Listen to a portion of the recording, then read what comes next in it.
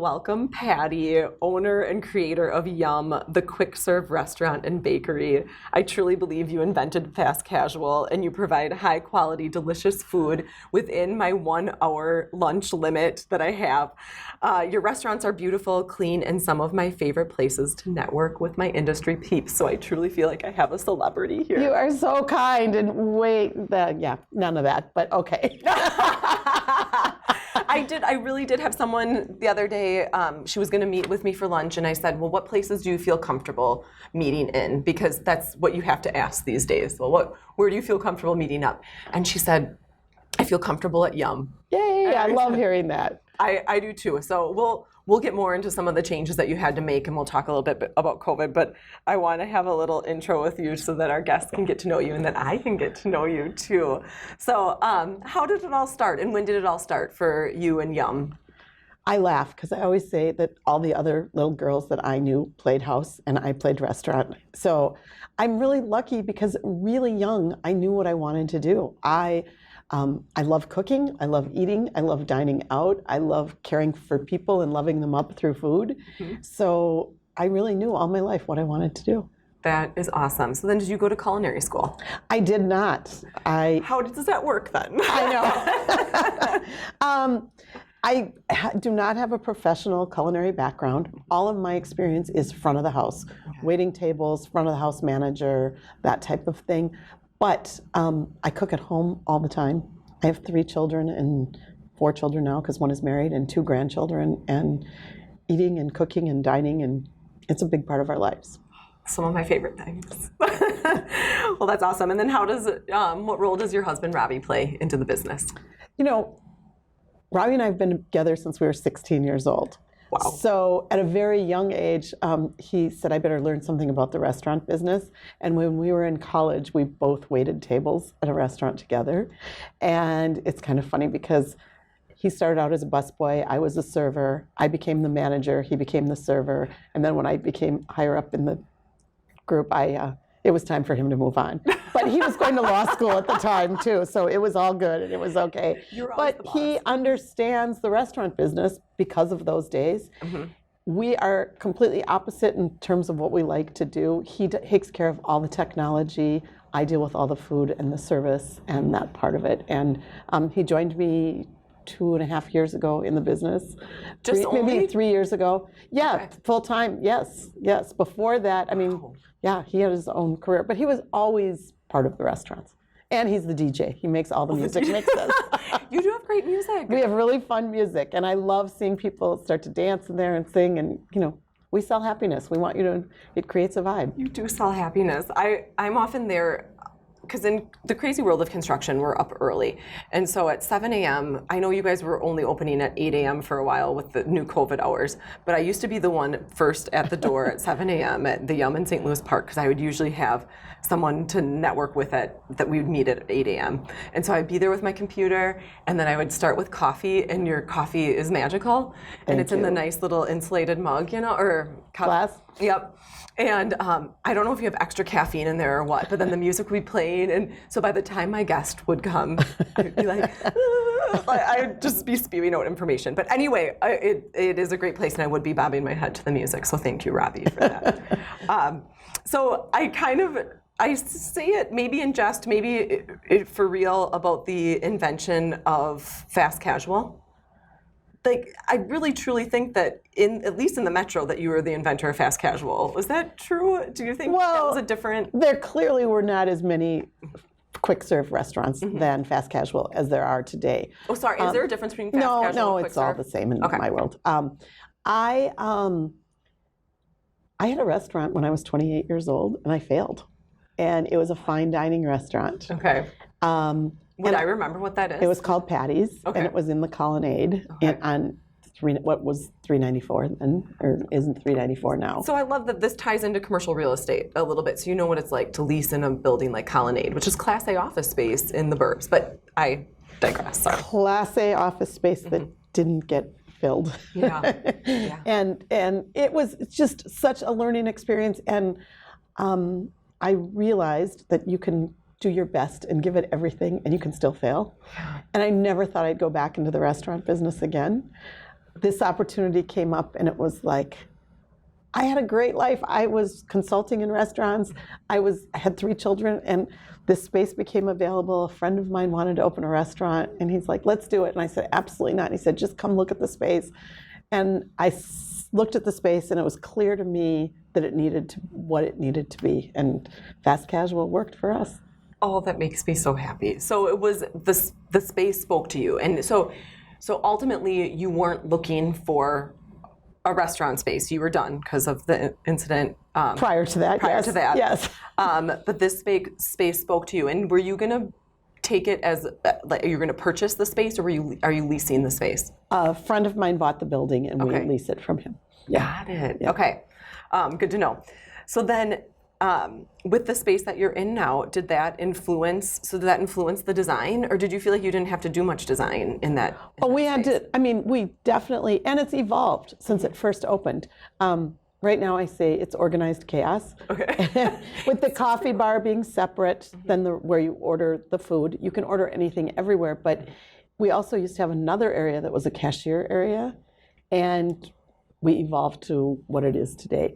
Our newer restaurants, the coffee bar is usually connected to the rest of where you order. Just makes it easier for labor, which in this day and age, when we can have less people working, it really helps. Yeah, we might touch more on that in a second. So I have been to your Minnetonka location. And so, yeah, I am curious to how your spaces evolve. But first, I want to say the goal of today's episode is to learn about how the decisions you made along your journey have shaped your success at Yum, which we're kind of touching on right now.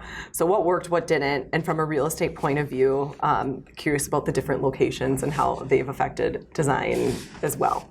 So I'm going to go through my questions, and again, we can edit them because we may have touched on it already.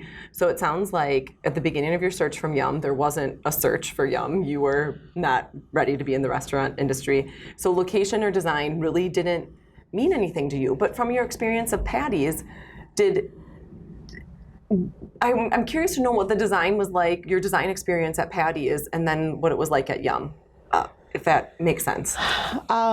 Well, we worked with David Shea, believe it or not, at Patti's. Okay. And previous to that, I had worked with David at Leanne Shin. I was like David's first restaurant, well, Leanne, I should say, was David's first restaurant client. And I followed through with that. And so David Shea and I have known each other for about 40 years. That is so cool. We just had Kim in, and she mentioned Leanne Chin as being one of their first clients, and not as a chain, but as locally here. Yeah, yes. Leanne, the original. So that's when you were working as a consultant. And No. I worked for Leanne. I worked for her full time. I managed her restaurants. And I actually opened one that David designed with her, and he had designed her other two before I got there. So it was an easy decision to make to have David Shea join you on this venture. He was my friend. Yeah. For him home. Yeah. He did good. He did great. So then you mentioned their building in St. Louis Park evolved. Okay. This is a question that I got from a fellow restaurateur. Maybe you know him. I have a feeling that you local restaurateurs know, but John Gross. He owns Martina. Of course. Yeah. Everybody knows those restaurants. Yeah, he's great. He was a hoot. We reached out to him to get an idea of what would be good questions that restaurateurs would want to know, and so I loved this one. He said, "What needs to happen in your restaurant to a customer so you're satisfied with their visit, or you're happy with their visit?" So, like, do you follow when designing and when creating a restaurant space? Is there a certain flow or something that needs to happen for your diner? Well, for the customer to be happy, I mean, that's way beyond the design, obviously, too. I mean, you want people to feel welcome and warm, and hospitality is loving people up. Mm-hmm. And so there's so much to way more than, you want them to have a great meal, you want the food to be great, you want to make sure that the bathrooms are beautiful and clean and welcoming. And it starts before they walk in the door. What do your plants look like outside? And the experience, it's it's an old saying, but people eat with their eyes before they taste. And so it's got to look beautiful and feel right. Mm-hmm. And then it's the warmth that you create in the space too. Yeah, well, you're definitely doing something right, and you're exactly right. And that warmth, I have been on occasion over the lunch hour at your space, and you're there helping clean tables and get people to their seat and make sure that they have a spot. Is that part of the warmth and the experience that you want in the hospitality Absolutely. And it's the biggest part, because I always tell people that I work with, many restaurants can serve great food. So what's the point of difference for us? And it's the relationship that we build. And we have so many regular guests. I'm going to venture off a little bit here, and I know you want to talk about COVID eventually, but it's what saved us during COVID is these relationships. It's the community that you build. And people were, in the beginning of COVID, I gathered our team and said, failure's not an option. We're going to keep going. And we did. We never closed for a single day. We pivoted to takeout right away. And it was the community support. I think I cried the first 3 months of COVID, for real, every single day. We had a guest that baked us cookies. We're a freaking bakery, and they brought us cookies. I mean, it was just so sweet. And people would drop off checks and say, I know your employees need money right now. And it was just, I didn't journal, but I would write little notes in my calendar every day, so I would never forget the kindness that people showed during that time. Patti, that fills my heart. That is an amazing story. It's to be able to persevere during this time was the most difficult thing. It was so sad to see how it affected some of our local restaurants. So the fact that you were able to stay open, pivot, sorry, and do the takeout, and during that time have plans to open another Yum is incredible. Well, we slowed down a little bit, but it was all the part of the plan, and we just kept saying, we're going, this is happening. So takeout wasn't always a part of your business plan? We always have offered takeout. Thank goodness. December before COVID, we had put in online ordering. We never had that. So it used to be basically we would get an email and we had to enter it into our point of sale system. It would have been a debacle during COVID to have that type of system. So luckily we had recently upgraded our point of sale and we were prepared. Obviously, I would say about 30% of our business in the past had been takeout. Even today, about 60% of our business is takeout. Kim and I were talking, that probably isn't going to change. And so does that mean then now that your sales have increased, or is it just different, the ratio of sales? And I would say dine-in isn't completely back. Okay. It will come. I think as the weather gets warmer and as now COVID has peaked and we're coming down in numbers, we're going to see more indoor dining. But takeout is going to be here to stay, for sure. Yeah. And have you had to make any adjustments then in your locations for design or kitchen design? Just, things that people don't think about. Just paper and packaging alone take up so much space. So I would recommend anybody who's getting into the restaurant business now, plan a separate area where you can store all your paper and packaging. That's great advice, because I was overwhelmed. I wanted to support local as much as I could, but I got overwhelmed by all the packaging, and so I get kind of sad about the plastics that was used too, and I tried to recycle it. I don't know what recycling is doing, but yeah. Everything in our restaurants is compostable too.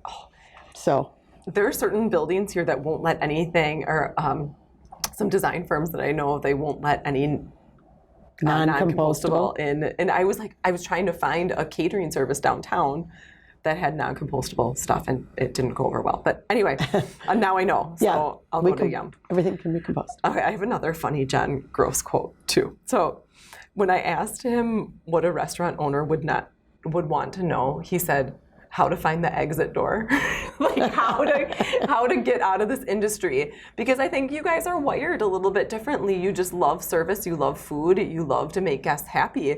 And so it sounds like what keeps you coming back is your clientele. Is there anything else that keeps you coming back and not mentoring the employees, for sure. We have young employees, and watching them grow up and become either professional with us and becoming supervisors, managers. We have many long-term employees, and it's so much fun to watch that.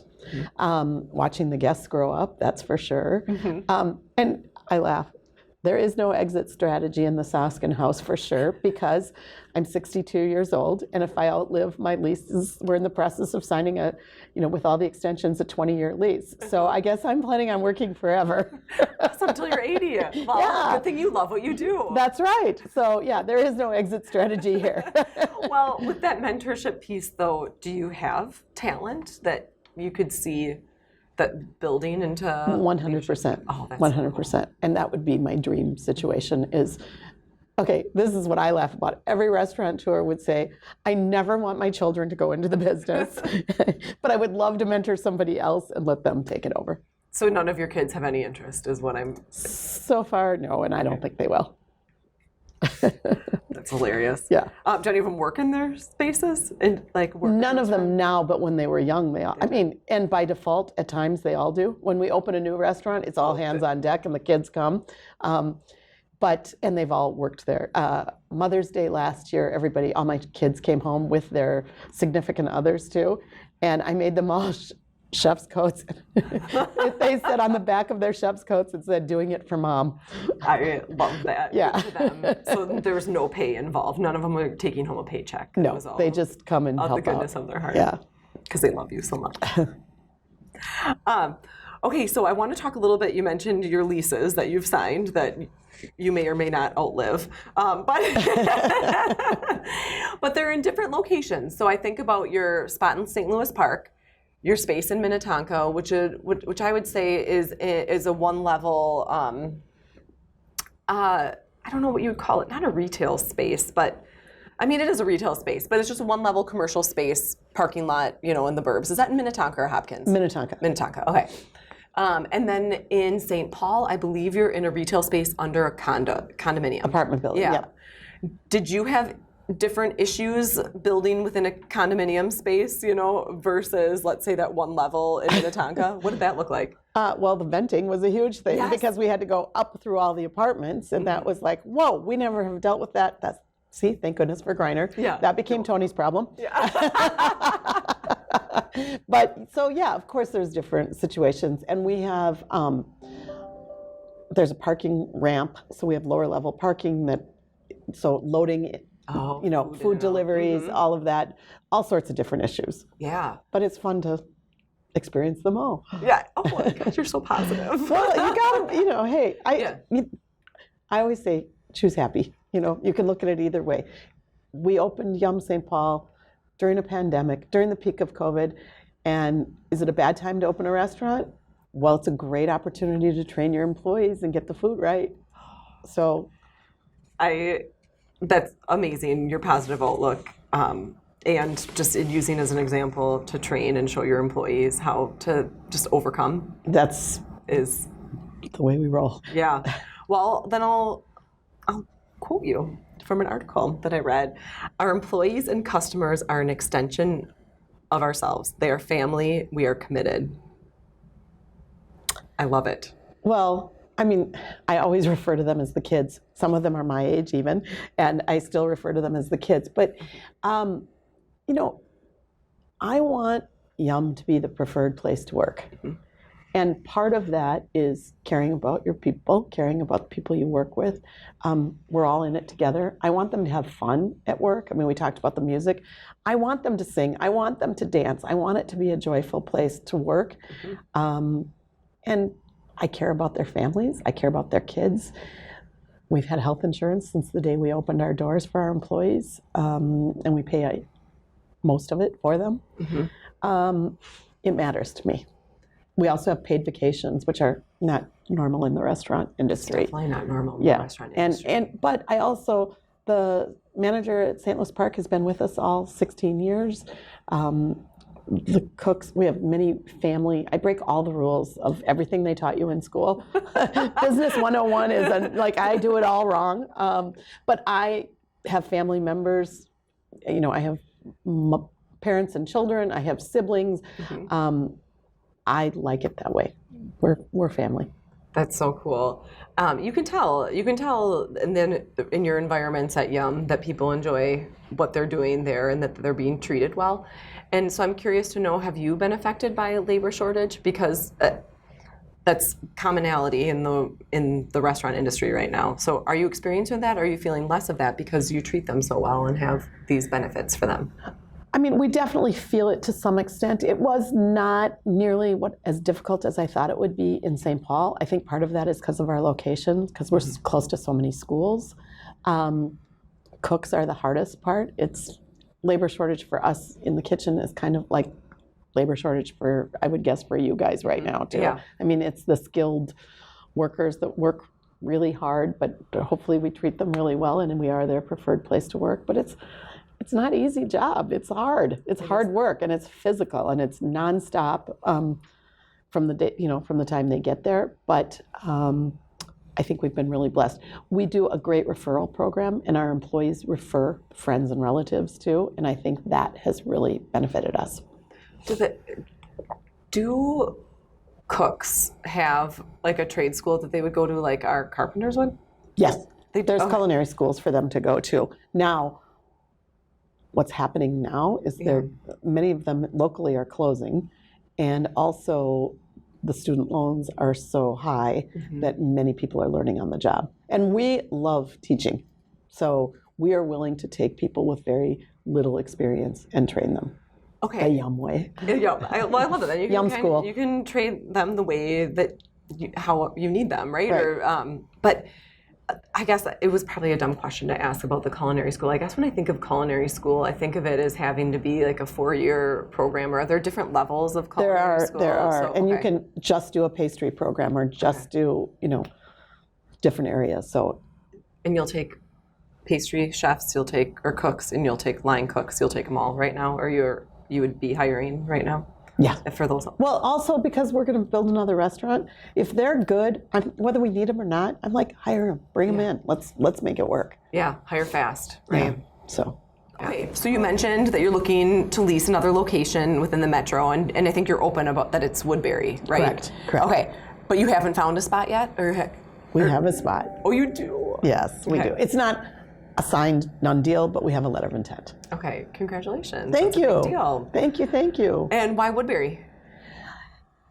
It seemed like a natural progression for us. I kind of think of it as Minnetonka and St. Louis Park are a little team, and then St. Paul and Woodbury will be a little team, and they can help each other and work off of each other.